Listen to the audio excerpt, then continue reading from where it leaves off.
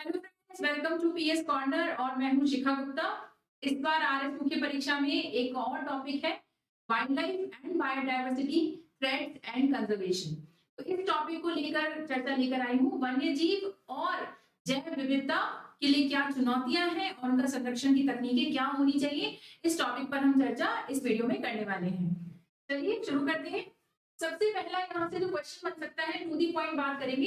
Importance of forest यानी कि वनों की क्या महत्ता है, क्या इनका सिग्निफिकेंस है, इस पर एक क्वेश्चन आ सकता है। तो बेसिकली ये जो डेटा है हमने फॉरेस्ट पॉलिसी जो वन नीति आई है 2023 की, वहीं से उठाया है। तो ये आंसर जो है सबसे अच्छा आंसर इसके लिए हो सकता है। तो देखते हैं इसके अंदर क्या क्या चर्चाएं हुई है मुख्य रूप से।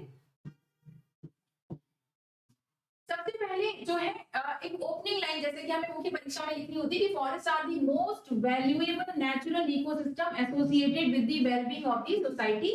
यानी जो वन होते हैं वो समाज की कल्याण के लिए सर्व प्रमुख प्राकृतिक पारिस्थितिकी तंत्र होते हैं। ठीक है, तो हमें क्या क्या प्रोवाइड करते हैं, क्या क्या जो है सेवाएं उपलब्ध कराते हैं, क्या क्या देते हैं हमको। तो बेसिकली इकोलॉजिकल फंक्शंस हैं उनके, यानी कि कुछ पारिस्थितिकी उनकी क्रियाएं हैं। जैसे कि अगर हम बात करें प्रोड्यूसर्स, अगर हम देखें जो हमारी फूड चेन होती है यानी कि खाद्य श्रृंखला होती है, उसमें वो खाद्य पदार्थों का निर्माण करते हैं, है ना, वो प्रोड्यूसर्स होते हैं फूड चेन के अंदर। तो बेसिकली उनका मेन इकोलॉजिकल फंक्शन जो होता है वो होता है कि वो पूरी खाद्य श्रृंखला के सबसे पहले पड़ाव पर होते हैं और उसके बाद आते हैं कंज्यूमर यानी उपभोक्ता। वो उत्पादक है और उसकी वजह से ही उपभोक्ताओं का जीवन चलता है। दूसरा, रेगुलेटिंग द क्लाइमेट। बेसिकली अगर हम देखें तो जलवायु को ये नियंत्रित करते हैं। कैसे? वर्षा बुलाते हैं और तापमान को नियंत्रित करते हैं। इसके अलावा वाटर रिसोर्स, जल संसाधन जो है इनसे जुड़े हुए, जैसे ये क्या करते हैं, मृदा अपरदन को कम करते हैं और वाटर होल्डिंग कैपेसिटी यानी कि जल धारण क्षमता को बढ़ाते हैं। यानी कि मृदा जो मॉइस्चर है, सॉइल मॉइस्चर है, मृदा आर्द्रता है, उसको संरक्षित करने की जो है प्रयास करते हैं। Habitats for plants and animals, यानी कि जो वन्य जीव हैं और पादप हैं उनके लिए ये घर का काम करते हैं, हैबिटाट है। सोर्सेज ऑफ मेडिसिन, बहुत सारे हर्ब्स एंड मेडिसिन यानी कि औषधियां हमें इनसे प्राप्त होती हैं। जैसे अगर हम बात करें हर्ब्स एंड मेडिसिन की, तो जैसे अर्जुन की छाल से, कुनैन की छाल से, इनसे हमें दवाइयां प्राप्त होती हैं। तेंदू के पत्ते, मतलब बहुत सारे इनकी सोर्सेज ऑफ मेडिसिन है। बायोडायवर्सिटी कंजर्वेशन, जैव विविधता संरक्षण के लिए हमें जो है वनों की आवश्यकता होती है। कार्बन सिंक का काम करते हैं। ये कार्बन सिंक मतलब आजकल आप देखोगे कि जैसे कि कार्बन डाइऑक्साइड की बढ़ती मात्रा के कारण ग्लोबल वार्मिंग यानी कि भूमंडलीय ऊष्मन हो रहा है। तो बेसिकली ये कार्बन सिंक का काम करते हैं, कार्बन को वायुमंडल से अवशोषित कर लेते हैं और प्रकाश संश्लेषण यानी फोटोसिंथेसिस के माध्यम से उसको कार्बोहाइड्रेट में बदल देते हैं। तो कार्बन सिंक का काम करते हैं, वायुमंडल से कार्बन डाइऑक्साइड की मात्रा को घटा देते हैं और ऑक्सीजन प्रोवाइड करते हैं। इसके अलावा रिक्रिएशन यानी कि ब्यूटिफिकेशन में इसका रोल है। शेल्टर होम और ट्राइब्स, बहुत सारी जनजातियां यहाँ रहती हैं, इसलिए इनकी कल्चरल इंपॉर्टेंस है। इसके अलावा ये फॉरेस्ट प्रोड्यूसर हमें प्रोवाइड करते हैं, जैसे टिम्बर, फूल, फ्यूड वुल, फ्यूल वुड है। बेसिकली अगर हम बात करें तो जैसे हमें लकड़ी इनसे मिलती है, ईंधन के लिए लकड़ी मिलती है। इसके अलावा गम हमें यहाँ से मिल जाता है। तेंदू के पत्तों पे बहुत सारे आधारित हमारे उद्योग हैं।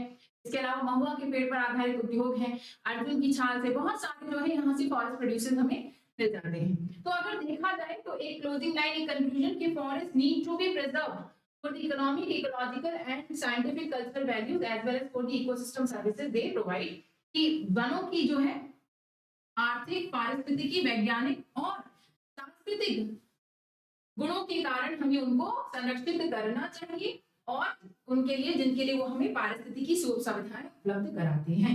तो वनों की महत्ता पर क्वेश्चन एक बन सकता है, हालांकि ये कब एक्सपेक्टेड है, आगे चलते हैं और क्या चीजें हमें इसमें मिलती हैं। Threats to forest and wildlife, की वनों और वन्य जीवों के लिए क्या है जो चुनौतियां हैं। सबसे पहला है एनक्रोचमेंट। जितनी भी हमारी विकास गतिविधियां हैं, डेवलपमेंटल हमारी एक्टिविटीज हैं, जैसे रोड कंस्ट्रक्शन, हमारे लिए रेसिडेंशियल एरिया का कंस्ट्रक्शन, बहुत सारे बांधों का निर्माण, जिनके कारण वन और वन्य जीवों का नुकसान होता है। तो उनके एरिया में एनक्रोचमेंट होता है हमारी डेवलपमेंटल एक्टिविटीज के कारण। डिफॉरेस्टेशन, जो हम जंगल काट देते हैं तो उसका जो नेचुरल हैबिटाट है वो तो नेचुरल हैबिटेट यानी कि प्राकृतिक अधिवास का नुकसान होता है। प्राकृतिक अधिवास जो है वन और वन्य जीवों का, उनका नुकसान होता है। इसके अलावा हम बात करें माइनिंग, खनन, अगर हम देखें जैसे राजस्थान में तो अरावली क्षेत्र में ही मुख्यतः जो है खनिज मिलते हैं, तो खनन भी अरावली क्षेत्र में होता है और इस वजह से हमारे जो वन है वनों का नाश होता है। ग्रेजिंग, अत्यधिक चारण के कारण भी वनों का नाश होता है। पोचिंग, हंटिंग के कारण, जो शिकार होते हैं उन जैसी गतिविधियों के कारण। हैबिटेट डिस्ट्रक्शन, कि इनका जो है प्राकृतिक अधिवास है उसका नुकसान ज्यादा। फॉरेस्ट फायर, जंगलों की आग के कारण जो है वन और वन्य जीवों का नुकसान होता है। इसके अलावा तो यहाँ पे थ्रेड्स एंड कंजर्वेशन भी क्वेश्चन आ सकता है थ्रेड्स पर। इसके अलावा जो घास भूमियां हैं, ग्रासलैंड्स हैं, इनकी बात भी वन नीति करती है। तो सिग्निफिकेंस ऑफ ग्रासलैंड्स देखते हैं कि राजस्थान जो है यहाँ पर second highest number of live stock है इंडिया में, यूपी के बाद। यूपी के बाद सबसे ज्यादा वन्य जीव लाइव स्टॉक जो है यानी पशुधन वो राजस्थान के पास है। और ये इतना पशुधन जो है वो अपने भोजन के लिए और चारे के लिए किस पर निर्भर है? घास भूमियों पर निर्भर है, चारा और भोजन के लिए। तो ये हमें कहां से मिलती है? घास भूमियों से। तो अगर हमारे पास सबसे ज्यादा दूसरे नंबर पे सबसे ज्यादा पशुधन है तो उसको खिलाने के लिए हमें खाना चाहिए। जो second highest number of live stock, उसको फीड करने के लिए वी नीड ग्रासलैंड्स। इसके अलावा species like great Indian bustard जैसे जो गोटावड़ है, इसके अलावा ब्लैक बक, काला हिरण है, चिंकारा है, ये सभी जो है अपने अधिवासों के लिए बहुत सारी जरूरतों के लिए इस पर निर्भर है, घास भूमि पर निर्भर है। जैसे ग्रेट इंडियन बस्टर्ड गोटावड़ जो है वो सेवन घास के अंदर अपने अंडे देता है, तो उसको शरण स्थली भी कहते हैं गोटावड़ की। तो बेसिकली अगर देखा जाए तो ये किसी ना किसी तरीके से घास भूमियों पर निर्भर है। ग्रासलैंड यानी घास भूमियां जो होते हैं बहुत सारे इकोलॉजिकल फंक्शंस भी सर्व करते हैं, जैसे बाइंडिंग की सॉइल, ये मृदा को बांध कर रखते हैं। प्रिवेंटिंग फर्दर डेजर्टिफिकेशन, और ज्यादा मृदा अपरदन को रोकते हैं, सॉइल इरोजन को रोकते हैं, जिससे कि डेजर्टिफिकेशन यानी जो मरुस्थलीकरण हो रहा है उसको रोकते हैं। Improving the soil moisture and ground water table, मृदा आर्द्रता को बनाए रखते हैं, सॉइल मॉइस्चर को बनाए रखते हैं और मृदा की जल धारण क्षमता को यानी वाटर होल्डिंग कैपेसिटी को बढ़ाते हैं, जिससे ग्राउंड वाटर टेबल जो है वो रिचार्ज हो जाता है। इसके अलावा कार्बन सीक्वेस्ट्रेशन यानी कि कार्बन जो है उसका अवशोषण का कार्य करते हैं, वही कार्बन डाइऑक्साइड के अवशोषण का कार्य करते हैं। तो इस तरीके से कुछ इनके पारिस्थितिकी कार्य भी हैं। तो conservation of grassland necessary to maintain biodiversity and to provide nutrition for to livestock and wildlife, यानी कि हमें हमारे पशुधन वन्य जीवों को न्यूट्रिशियस यानी पोषक खाना उपलब्ध कराने के लिए और हमारी जैव विविधता को बनाए रखने के लिए घास भूमियों के संरक्षण की आवश्यकता है। और इससे क्या होगा? हमारी अल्टीमेटली रूरल इकोनॉमी को भी फायदा होगा। अच्छा, तो अभी जो घास भूमियां हैं इनके लिए क्या चुनौतियां हैं? थ्रेट्स टू ग्रासलैंड्स क्या क्या हैं?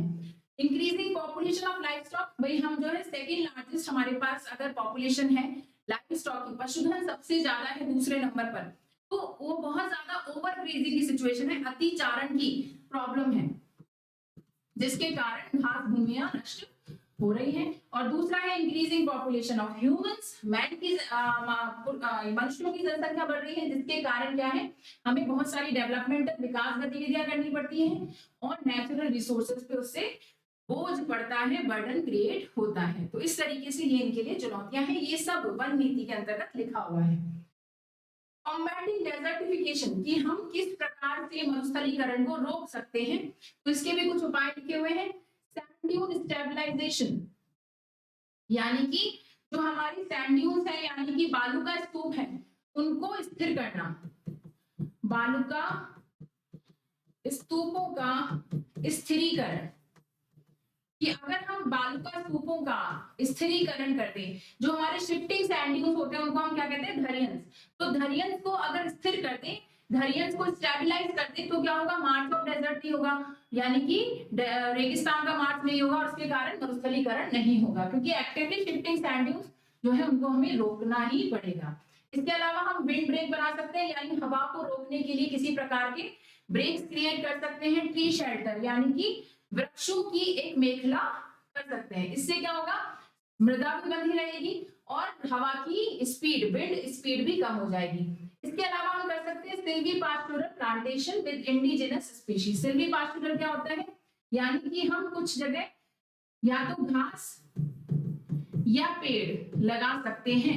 Grasses and trees can be grown to protect the soil from erosion. ठीक है, तो फिर भी पास्चुरल प्लांटेशन यानी पेड़ लगाना और साथ में घास लगाना यानी चारागाह का विकास और फॉरेस्ट का विकास। सीक्वेंशियल रिस्टोरेशन, जो लैंड डिग्रेड हो गया है उसको सीक्वेंशियल रिस्टोरेशन यानी चरणबद्ध तरीके से रिस्टोर करना। इसके अलावा जो हमारे रिवाइंस है यानी बीहड़ है, जो हमारी सलाइन एरियाज है यानी कि ऐसी जगह जहां पर बहुत ज्यादा लवणता हो गई है। इसके अलावा वाटर लॉग, जहां पे जल भराव की स्थिति है, जल भराव, उन क्षेत्रों को ठीक करने का कोशिश करनी चाहिए, शुड बी रिक्लेम्ड, उनको वापस से ठीक किया जाना चाहिए। जैसे जहां प्रॉब्लम ऑफ सेम है, सेम की समस्या है, उनको उनका उपचार किया जाना चाहिए। ठीक है, तो ये सारे जो उपाय हैं डेजर्टिफिकेशन को रोकने के उपाय हैं, इनको एज इट इज आप अपनी नोटबुक में नोट डाउन कर लीजिएगा, तो एग्जाम में क्वेश्चन आएगा तो आप डायरेक्टली इनको लिख सकते हैं। अगला है मेजर कॉजेज ऑफ डेजर्टिफिकेशन की, जो हमारे मरुस्थलीकरण है उसके कारण क्या क्या हैं। तो विंड इरोजन यानी हवाएं बहुत तेज चलती हैं, हॉट एंड डस्टी विंड्स, गर्म और धूल भरी आंधियां चलती है जिनको हमारे यहाँ हम लू कहते हैं, उसके कारण जो है मरुस्थलीकरण होता है।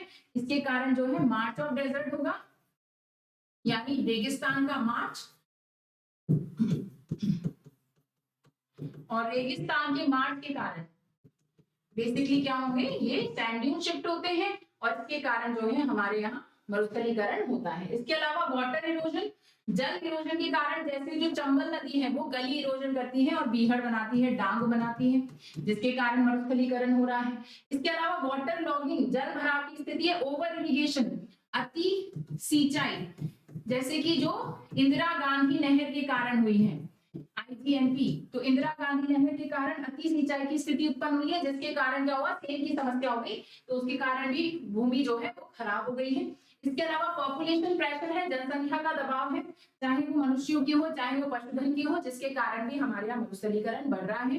मनुष्यों के कारण विकास की गतिविधियां हो रही है और पशुधन के कारण, अतिचारण के कारण जो है हमारे यहाँ बेसिकली मरुस्थलीकरण की समस्या हो रही है। इसके अलावा इसमें हम बात करने वाले हैं इम्पैक्ट्स ऑफ डेजर्टिफिकेशन, कि मरुस्थलीकरण के क्या प्रभाव होते हैं। तो ऑब्वियसली इससे अगर हम बात करें कृषि का उत्पादन और कृषि की उत्पादकता घट जाती है। इसके अलावा जल जो है उसका संकट उत्पन्न हो जाता है, भूमि जो है भूमि का अपनमन होता है और खाद्य सुरक्षा जो है वो भी खराब हो जाती है, खाद्य असुरक्षा की स्थिति उत्पन्न हो जाती है। तो ये जो है अगर हम देखें कि मरुस्थलीकरण के क्या क्या प्रभाव हो सकते हैं उसकी चर्चा होगी। और लास्ट हम जो इसमें बात करने वाले हैं वो है कि ये सारे टॉपिक जो है आपके मेंस के एग्जाम में आ सकते हैं। Wild life threats and conservation करके आपके जो टॉपिक है, वन नीति आने के बाद यहाँ से वन नीति के अंदर से ही ये कुछ क्वेश्चंस हैं जो बन सकते हैं, जिनको लेकर मैं आज के लेक्चर में आई थी। ये छोटा सा क्रिस्टल लेक्चर आपको अच्छा लगा होगा, अगर अच्छा लगा है तो इसे जरूर से लाइक करें। इसके अलावा इसे अपने फ्रेंड्स के साथ अपने व्हाट्सएप, इंस्टाग्राम, टेलीग्राम पर शेयर भी करें ज्यादा से ज्यादा। चैनल आपने अभी तक सब्सक्राइब नहीं किया है तो चैनल भी सब्सक्राइब कर लीजिए। इस लेक्चर के लिए इतना ही। Thank you very much, bye bye.